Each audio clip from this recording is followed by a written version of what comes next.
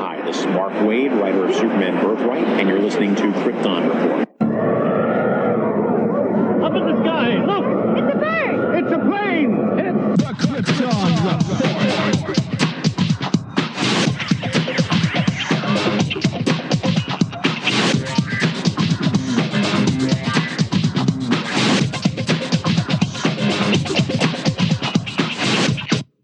Welcome to the Krypton Report Podcast, presented by the Southgate Media Group. The All Things Kryptonian podcast, including Superman and Supergirl. We discuss games, movies, cartoons, TV shows, and comics. Krypton Report Pod can be found on Facebook, Twitter, Skype, YouTube, and Instagram. And if you want to drop us a line, send it to kryptonreportpod@gmail.com. We are on Patreon under Southgate Media Group. And our official merch page is tpublic.com. Search Krypton Report. Now on with the show. So, Solomon, I told you, who are we going to talk about today? Welcome to Krypton Report. Today's episode is part 2 of our Death of Superman look at. Retrospective, I don't know what you want to call it. Review in context, I guess. We're going to be talking about the 2007 first DC animated film of the ongoing DC animated film line, Superman Doomsday. And I can't do this alone. I have Doomsday enthusiast with me, the Superboy himself, Solomon. Say hi, Solo. And also with me is the great and powerful James. Yeah, takes a couple of Supermen to stop Doomsday. Yes, it does. If you want to survive. So, let's travel back to 2007, 11 years ago. That's a heck of a good chunk of time, This is the year after Superman Returns, the year before The Dark Knight. What are your memories, James, on the release of this and everything? Well, at this point in time, in 2007, we were still kind of spaced out in the comic content that we would get. And for having an adaptation of The Death of Superman brought home animated. Sorry, I was pretty excited to watch it. It's one of the most iconic Superman stories there is, The Death of Superman. So. It was I was anticipating it a lot. And then with the cast, especially James Marsters playing Lex Luthor, I was pretty excited. I remember I was in college. I had a friend who, he was not my roommate, but he was a couple rooms down. He had all of the Justice League and Justice League Unlimited DVDs. And I borrowed them all because I had seen all the episodes, but never all of them because of just hit and miss with TV. And I remember when this came out, my brother was working at Blockbuster at the time and brought it back to the dorm because I was roommating with my brother.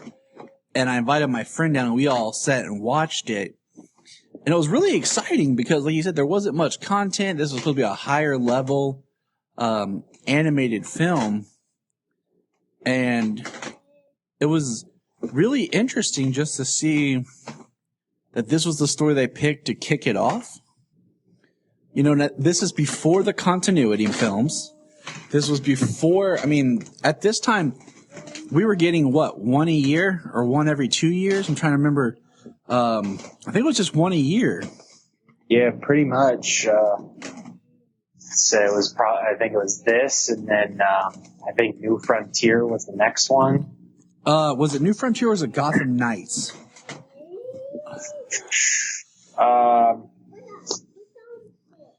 Well, I know in this one the special features is a sneak peek or the first look at New Frontier.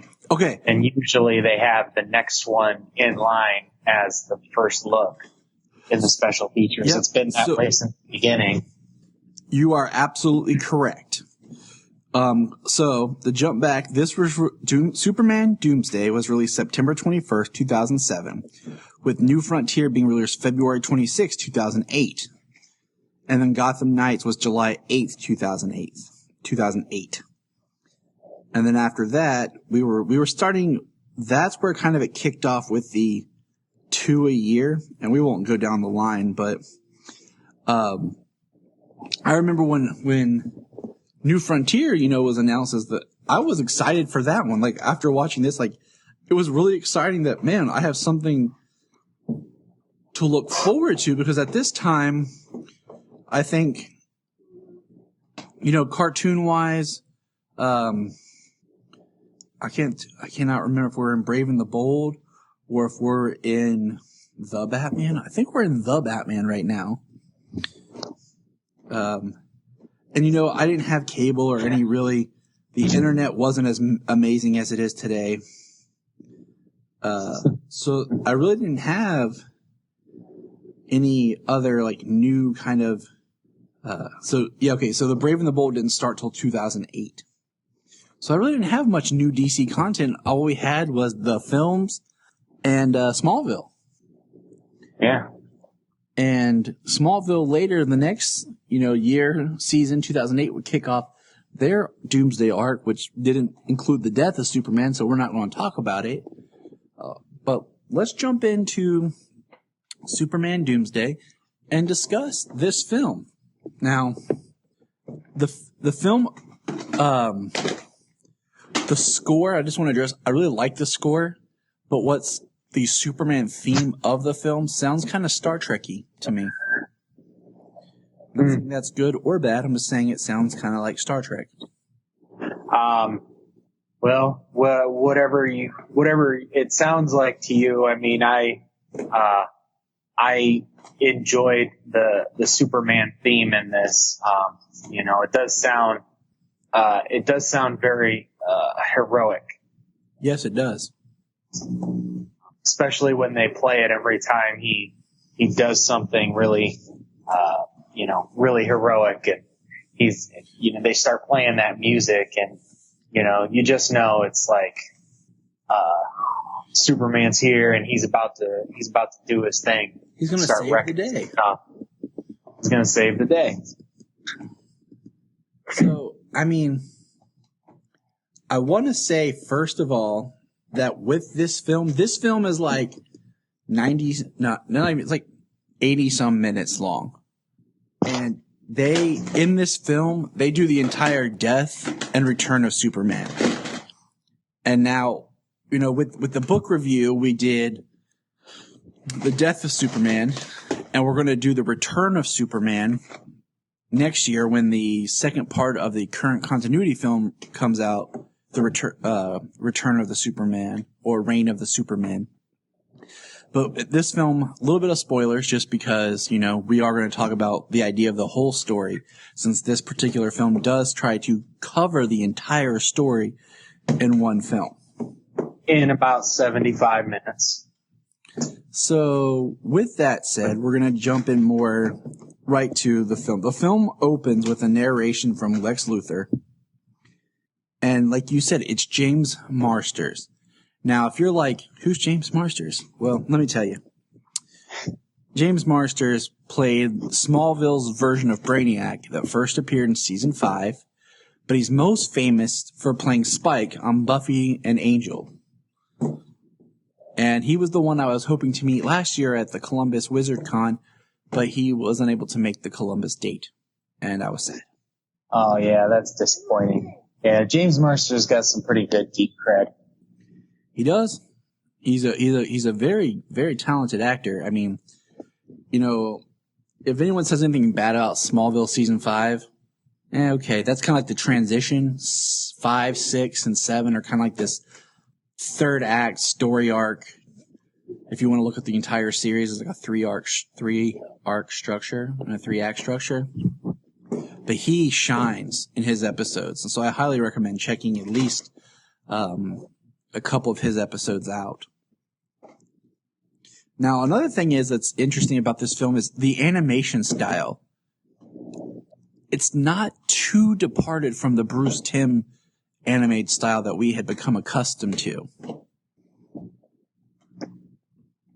Yeah, it does have a similar style, the broad shoulders and The barrel-chested hero, the square edges. I mean, yeah, a lot of the character models, it's like they took that style and just tweaked it to make it a little bit more smoother and rounder. I mean, even Doomsday that appears in this it's very similar to the Doomsday that appeared in Justice League Unlimited.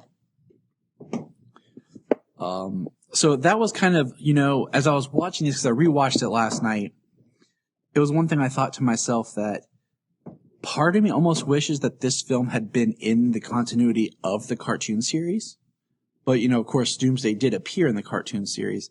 But could you imagine if they would have done that with, like, Tim Daly voicing Superman and Clancy Brown as Lex? And, because also something to point out in this film, there are no other heroes in this film other than Superman himself. Yeah. So it's a very much an isolated Superman story.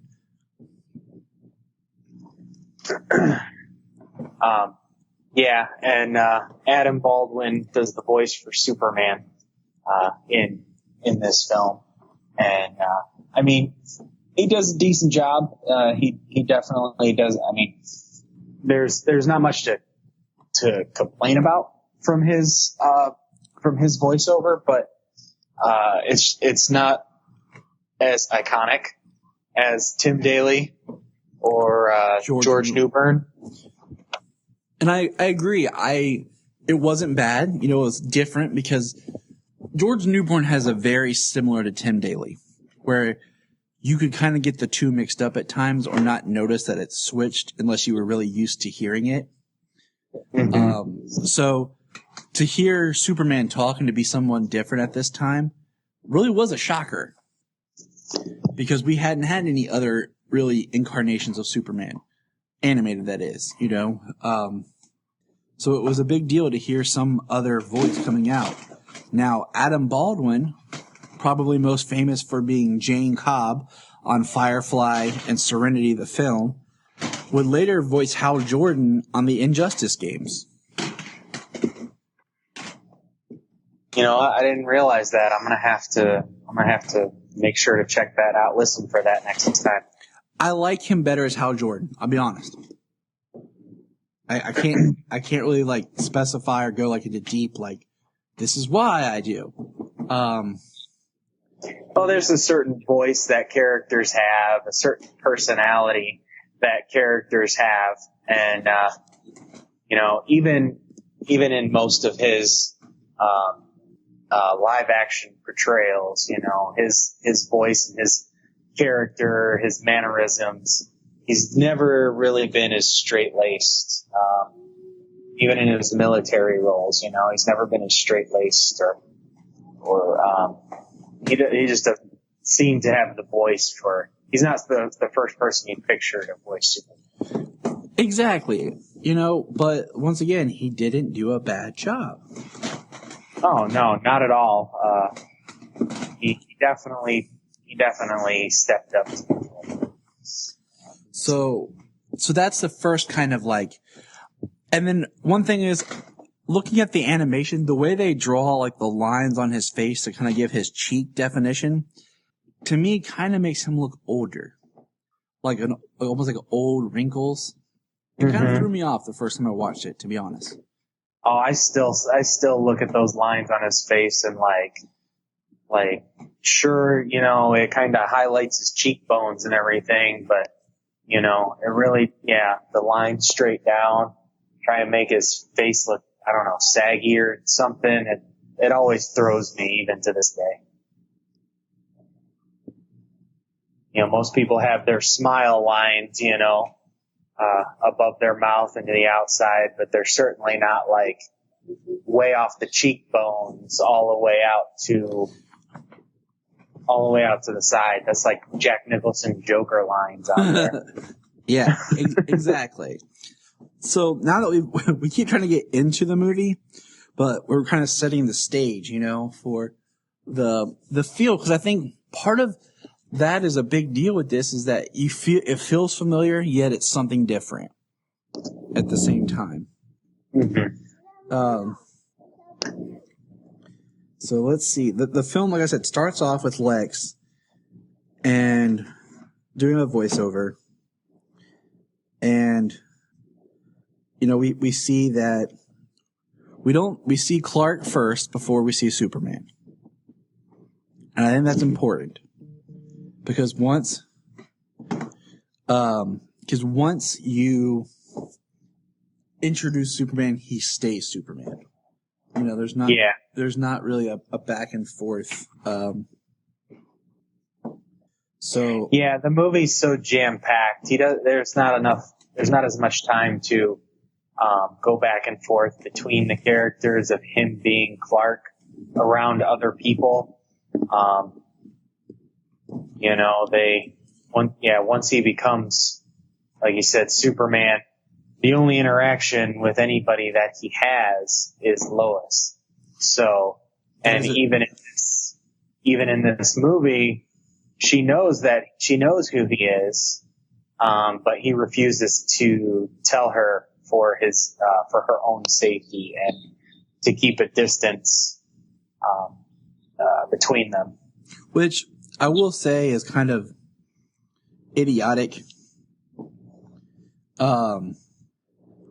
Because she even says she puts herself in harm's way anyways. So, Superman, people realizing Superman and Lois, it's not really gonna affect her much more than things already have. Right. I would say Superman always saves Lois anyways. So, either she's a target or she's somebody you want to avoid because you don't want interference with Superman. So, yeah, exactly. And we see that Clark is going to Afghanistan on a reporting assignment, and we find out that Lois is actually going to the fortress to spend time with Superman. Now, I was watching this last night with Junia, and we were watching the scene where we see Lex, and he's talking to his assistant, and he mentions that he found a way to cure muscular dystrophy, and that to give the information over to his scientist team and basically find a way to slow it down to make it a lifelong treatment. And then, juxtaposed with that, it's Superman in the fortress trying to find a way to cure cancer. And he says, he names off accomplishments that he's done, but he can't find a way to stop human cells from metastasizing. And he comments to his robot, which I don't know if they ever name it, but I just called it Kel-X because that's a robot he's used before in the fortress.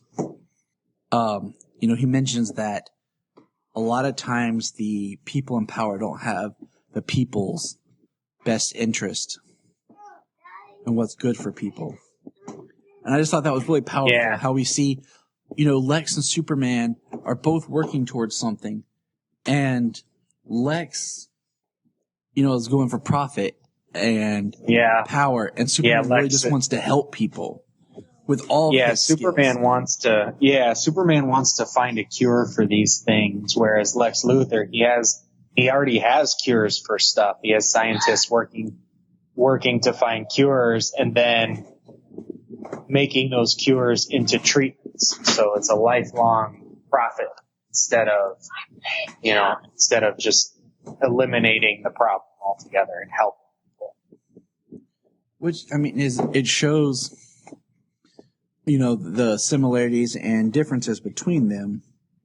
And Superman follows up his line with, it would be nice to not be Earth's residential strongman, which in this film is kind of what he is. Doomsday is not something you kind of beat as much with your brain as much as you try. So, skipping ahead, we see that Doomsday that is basically Lex has people on Project Apple Core drilling to the center of the Earth to find a new way of making some sort of power, energy, and they find Doomsday's prison. And, it's cracked, and an alien appears and basically is a warning. And Lex is watching on a live feed. And I found this just kind of interesting that Doomsday just punches out one time and busts out. Like, we don't get that, like in the comic, that ramp up of this fist hitting a wall. Doomsday breaks out, no containment suit, just kind of the boots and the shorts. Right. And just starts killing everybody there. Yeah. Well, they mentioned that they're like 2 miles underneath the surface of the earth. And, then they discover the prison, which is, it's pretty cool that they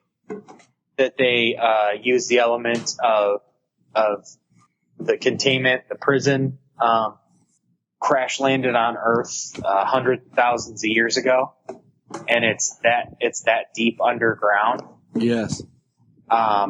So, and instead of like the pounding, the fist breaking out to kind of give that, like you said, that ramp up, they get Lex on that live feed so that way he can like observe what they have found, and they puncture the side with their drilling laser. And as the cryo prison, as it would seem, starts to hiss and blow out, that's when they give that ominous alien warning, and Lex is the one who realizes, that it's a warning. So with they kind of give a bit of that with that hiss going on, and then that warning, and then it's just all bad from there, which I kind of like it reminded me watching it. It reminded me of the end shot of Krypton, yes. When Doomsday is frozen in that thing, and then he wakes up and just punches through the window.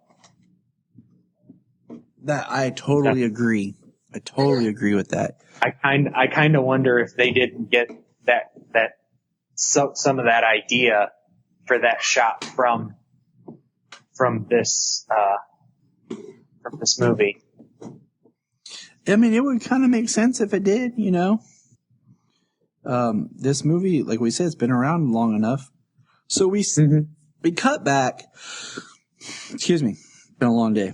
So we see Clark, or actually, I'm sorry. I gotta make sure I talk clearly. We see Kal-El. After we see Doomsday destroy it and kill everybody. In the fortress. And with Lois. And they're talking and they're arguing. She says, I want to call you something more than Superman. And he says, my name is Kal-El. She gets frustrated. And they're talking. And, during this, we cut back and we see Doomsday some more. He kills a bear, which is kind of a callback, or a deer. I can't even read my own writing. Callback to the book. We see him as he's walking. We see him crash a semi-truck, kind of a callback to the book. There's some death and destruction as he makes his way. He breaks up and busts up some trees. Yeah, it's pretty brutal as he's making his way. When he grabs that deer, like he tackles the deer, they don't show it, but the sound effect. They have the snap of it. And, Superman then is going to tell Lois some things, and Kellex shows up and says he's needed, and he says he pulled the file from archives of Jor-El, had recorded and talks a little bit about this killing machine, this Doomsday killing machine that couldn't decipher friend from foe. And we see that Doomsday is about into Metropolis. The military is mounting, and they're firing and attacking him with, he's just plowing through them. He chucks a tank, and that's when Superman shows up. Stops the tank. Oh, it's pretty sweet is when Doomsday's, destroying everything across the bridge and the military shows up. There's a pretty awesome scene of them firing things at Doomsday and Doomsday destroying a whole bunch of stuff. But the tank shows up, and when the tank fires a shell at him, at Doomsday, Doomsday collides with his fist, explodes the shell with his fist, and it doesn't even faze him. He just continues to rampage and smash people and things in his way. I always love that shot of him punching that tank shell. I mean, it just shows that how powerful Doomsday is. Like, he's scary. You know what I'm saying? In a sense, like, Superman sees what's going on. You can tell, like, even Superman is a little scared, you know? Because nothing seems to be stopping him. When Superman shows up, one of the first things he does is he uses his freeze breath, which is awesome, and he doesn't do enough of that. Well, he freezes him solid, and then he shatters it and continues down with his downward sledge with his two fists. And, like, Superman is stunned that when he hits him, like, how much of an impact he has, and, you know, puts Superman's feet down into the ground, shatters the street underneath him.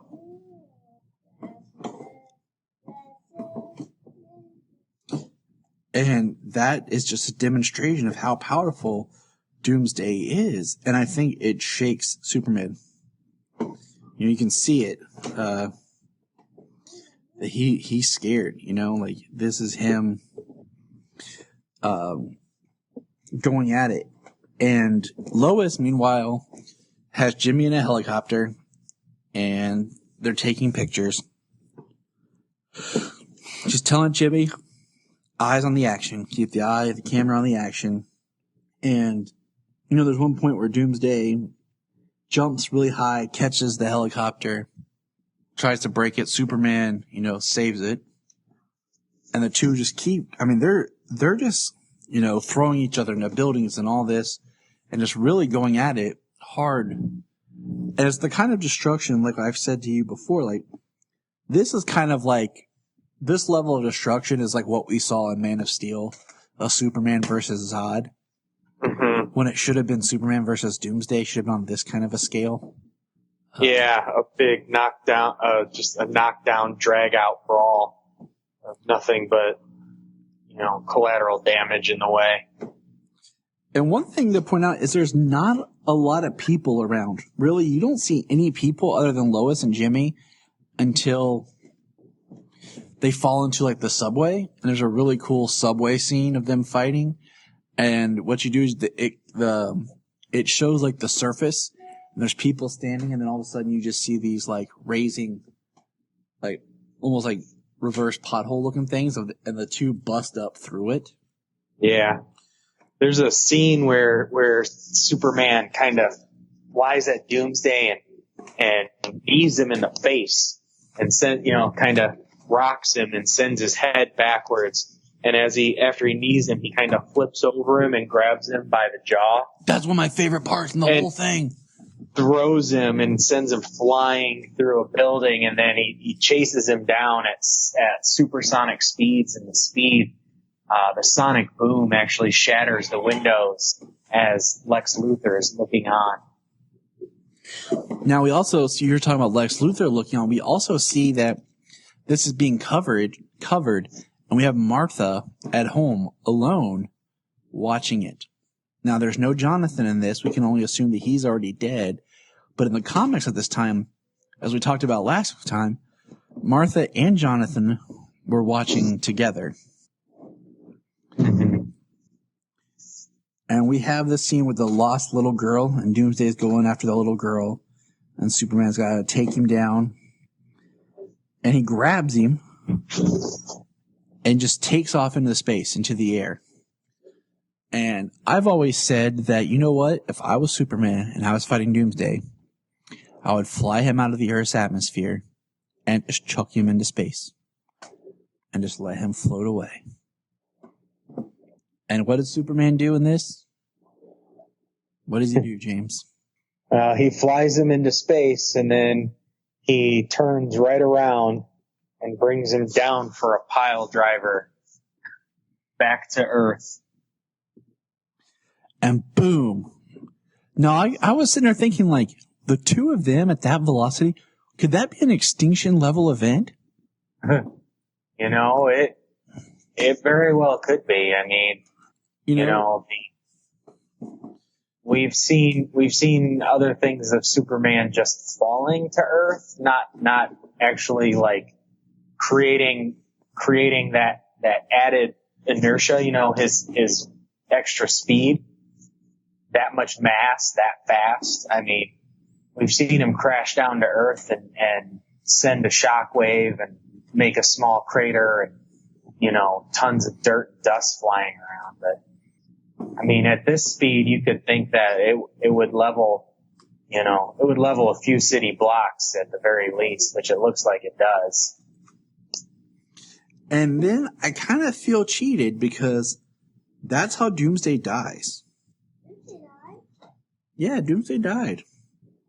That's what we're left with. That is, like, we see the basically the lights go out in Doomsday's eyes, and they're not detailed. Yeah, because in this one book, in this movie, he's like a genetically engineered machine. They show through his eyes a couple of times, and it's like it's like looking through the eyes of a Terminator or something. That's very true. Good observation.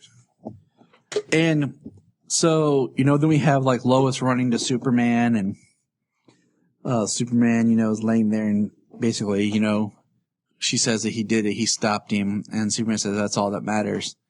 And he dies. We are 28 minutes into the movie, and the fight with Doomsday is over. We have more than half the movie left to go. I just want to point that out. For a movie called Superman Doomsday, it holds more than Doomsday in the title as the character and just what it means, a Doomsday event of his death and what that means to him. So I want to point out, as we segue into the middle section of this film, that I actually really like this version of Lois.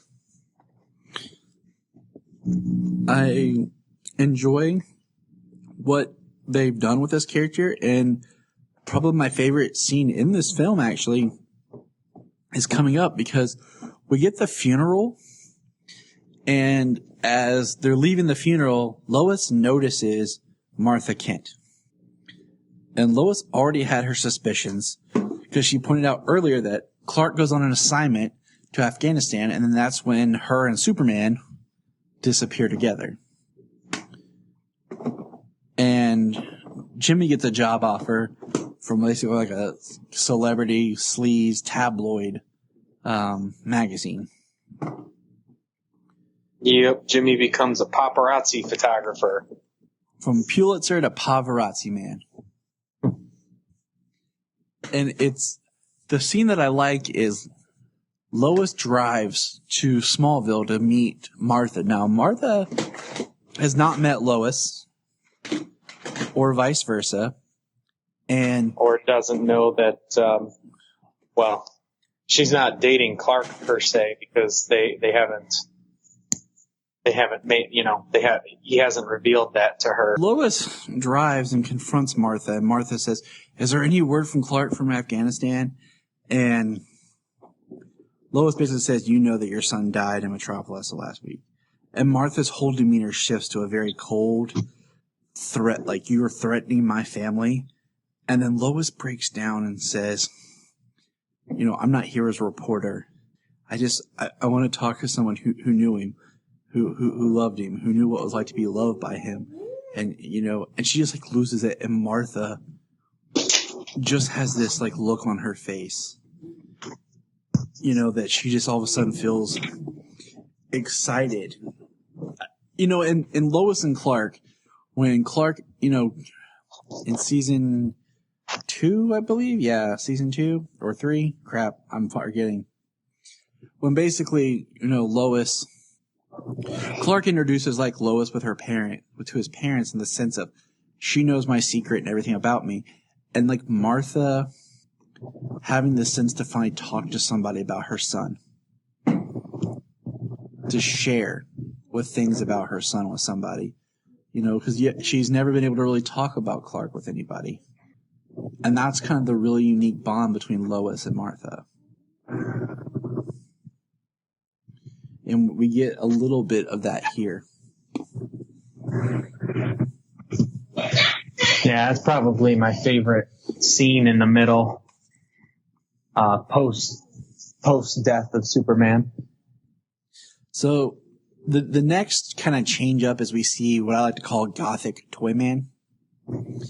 Because we have Toyman, who's like a very gothic punk looking guy, and a giant metal spider terrorizing some children in a school bus. And this to me is a great like example of Lois, because Lois goes to the roof, gets on the bus, sneaks the children off, while Toyman is not paying attention, knowing good and well that Superman's not coming that could save her. She's just doing what she does. And Toyman, Lois saves a bunch of kids, and Toyman attacks her and throws the bus. And then all of a sudden, Superman catches it. But before that, we see a fist come popping out of Superman's grave, and he catches the bus. And then what's funny is we have a person on the street voiced by Kevin Smith, who looks like Kevin Smith, who says, a mechanical spider.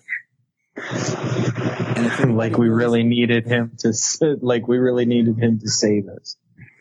If anyone knows the whole story behind him writing Superman Lives and John Peters wanting a mechanical spider that was later called a Thanagarian Star Beast, it's a hilarious inside joke. But yeah. Our first thought that this really isn't Superman is he's taking Lois, but he passes Lois's apartment. Lois gives him a kiss, and he has no action towards it. And then Martha sees this on TV, and we learn that Superman is back, but there's been no activity of Clark Kent.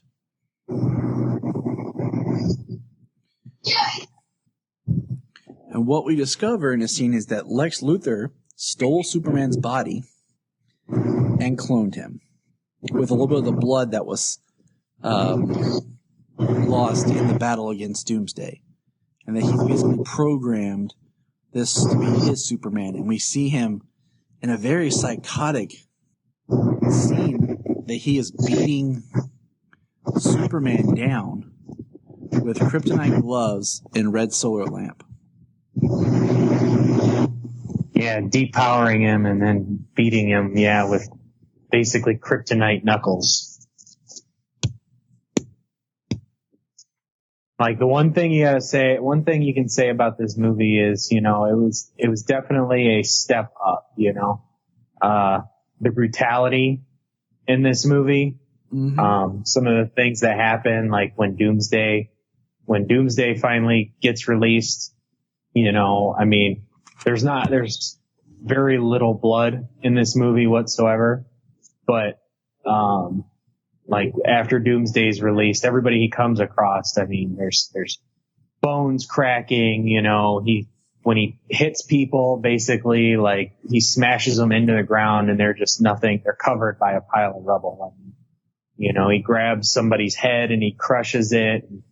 The fight between Superman and Doomsday was pretty brutal.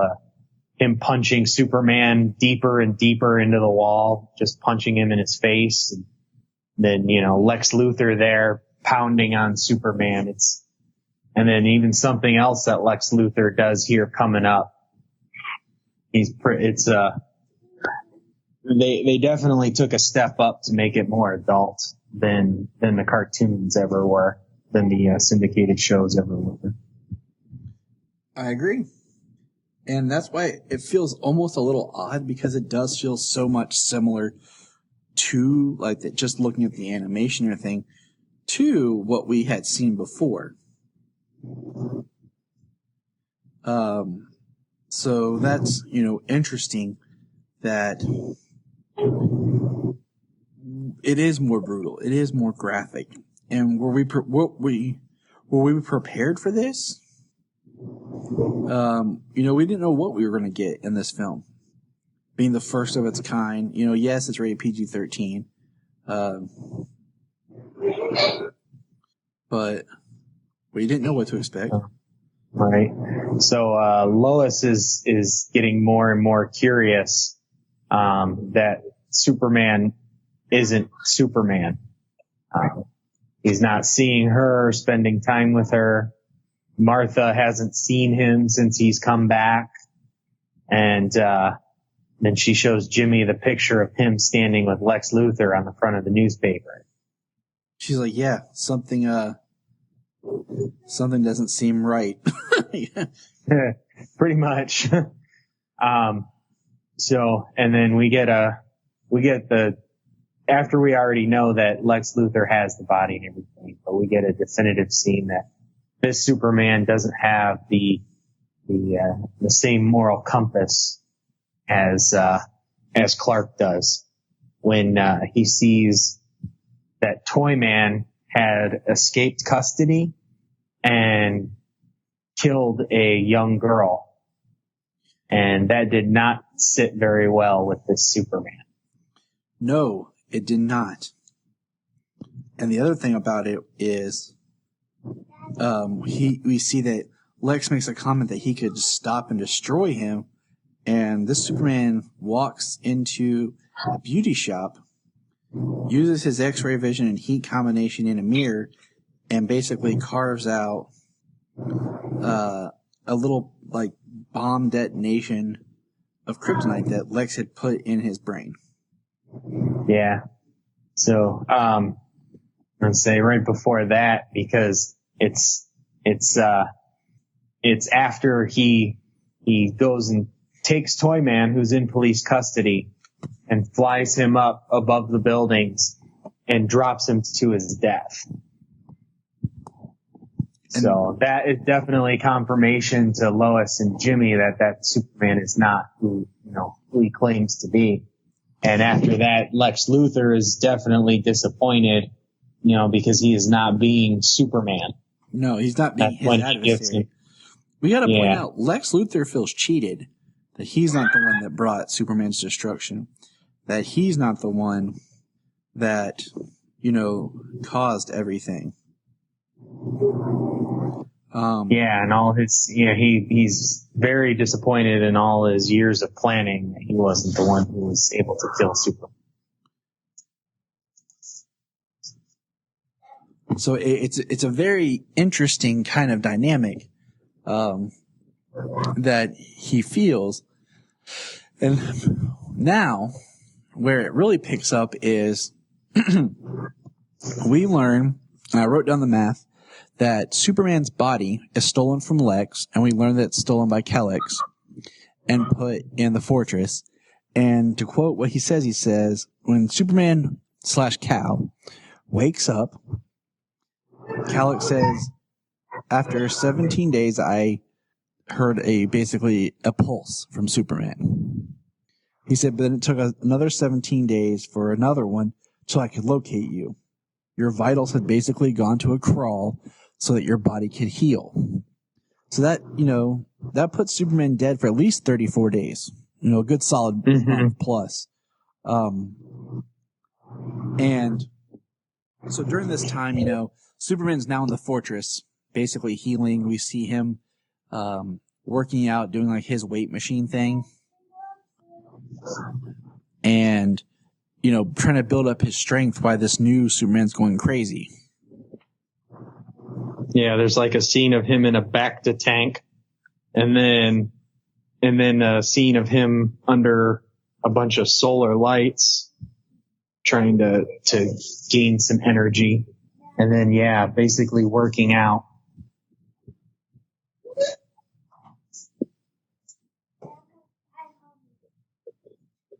So what I'm curious about is I was doing the math myself, and at least 34 days that he was dead, like his hair grew a lot in a month.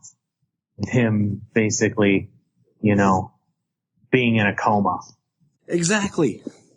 That was some serious hair growth to a mullet. I know, right? You could put it at his body's regenerating, so everything's kind of growing at an accelerated rate. That is my rationale for it. Right. I've never been a fan of the long hair on Superman.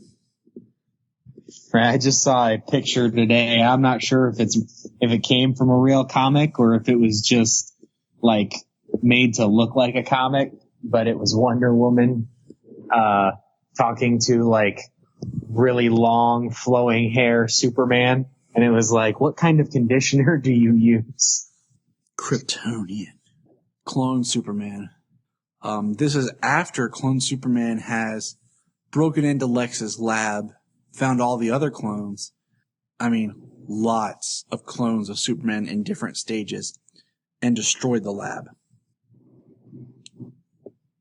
Oh, we almost forgot to mention that Lex asked his assistant if everything was taken care of, to where LexCorp was never there at the site of Doomsday's arrival.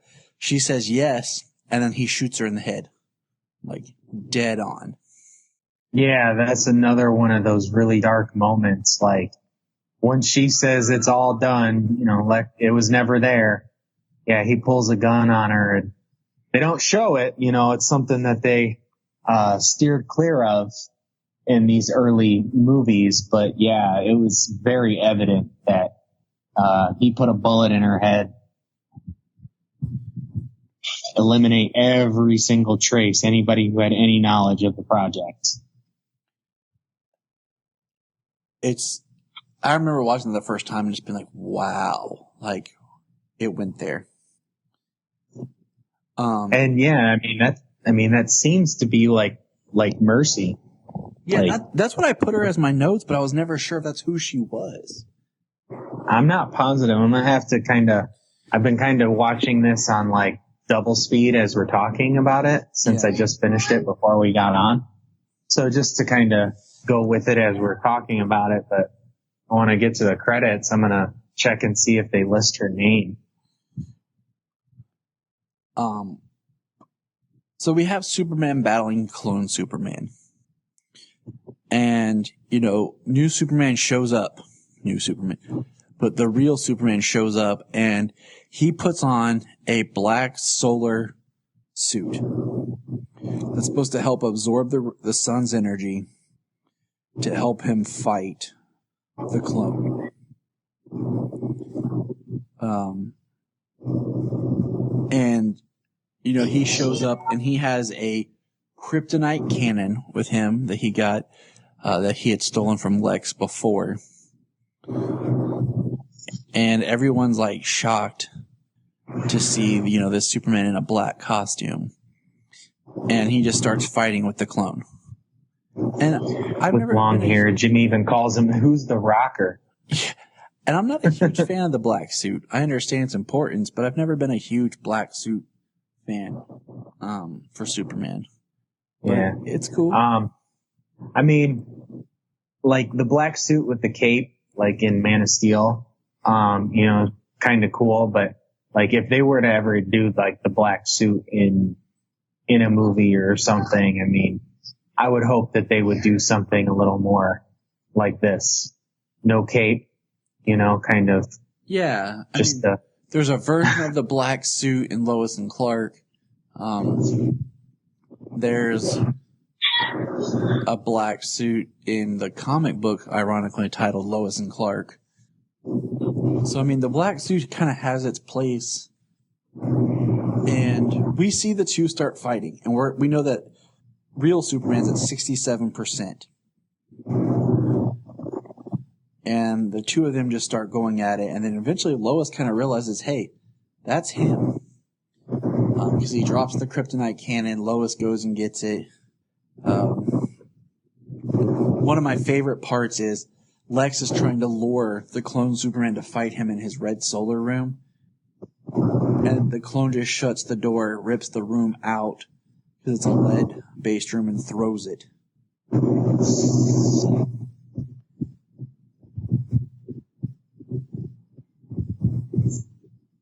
Yeah, that was, and after that, I mean, like, they're not even sure if he's alive. Yeah, Like, we're not even sure if he's alive. We don't even know. Yeah, I forget who said it, but somebody says that, somebody says something about believing that Lex Luthor is dead. Wish I could remember who said it, but I didn't get that part down. But the fight between Superman and Superman, the clone, is a pretty intense fight as well.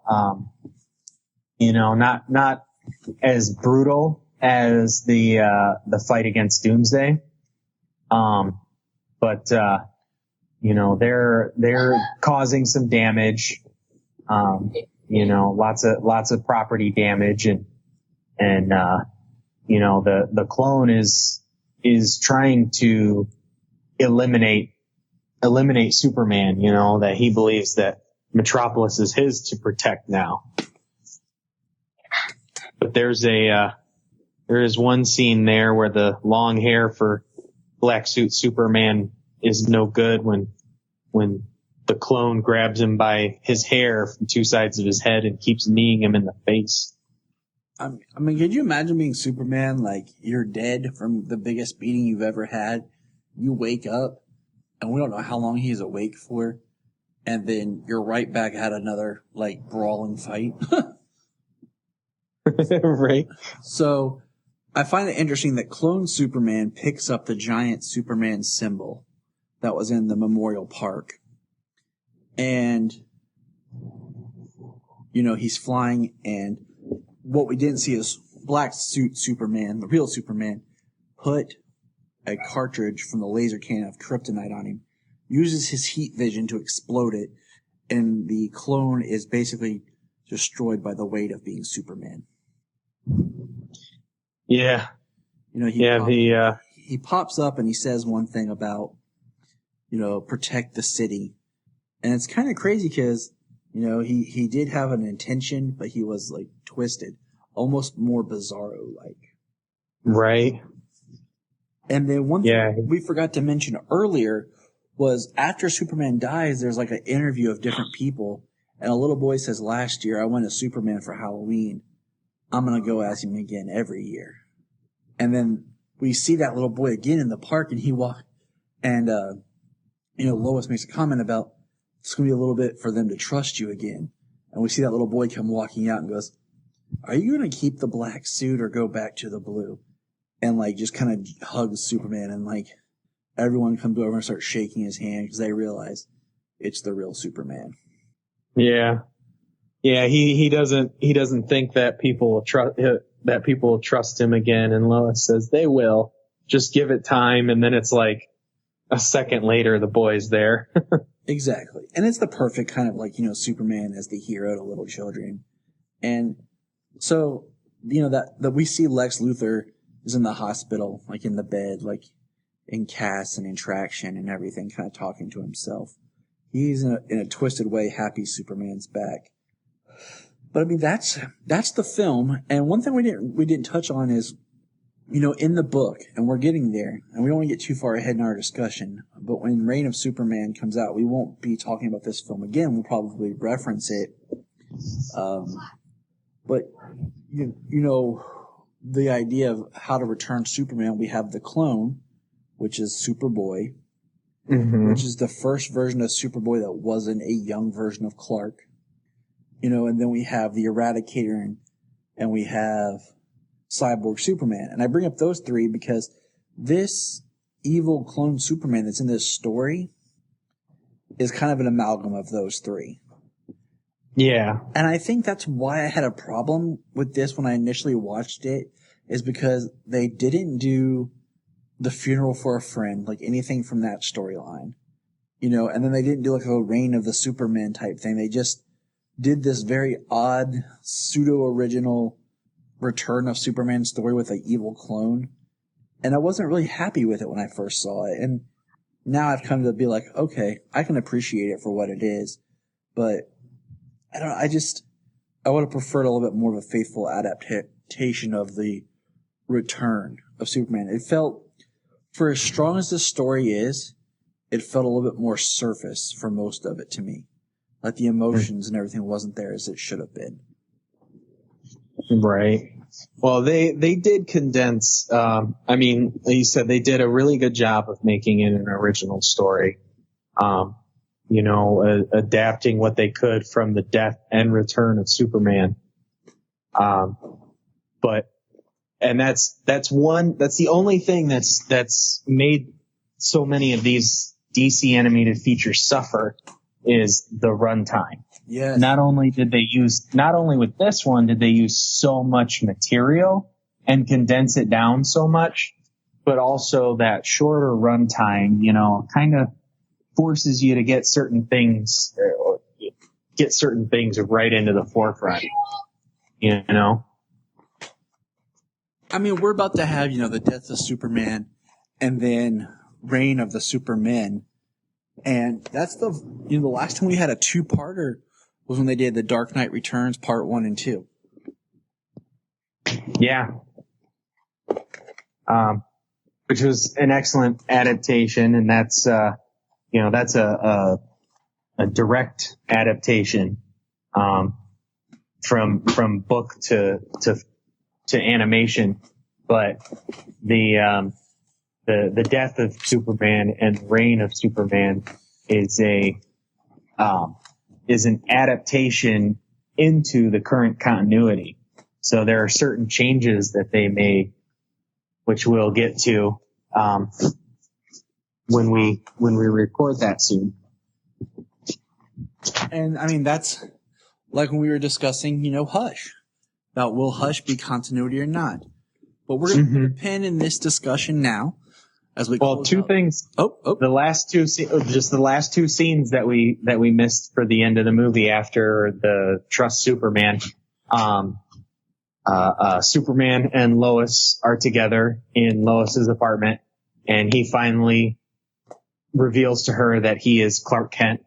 Says that he was the Smallville Elementary Spelling Bee champion, and he puts his glasses on. She gives him a big kiss and tells him, and in the credits as I'm looking right now, it does say Mercy Graves. So Lex kills Mercy again. Killed her 9 years before he did it again. So that brings the conversation to an end for our Superman Doomsday as our second part of our 3-part Death of Superman. Look up in the sky.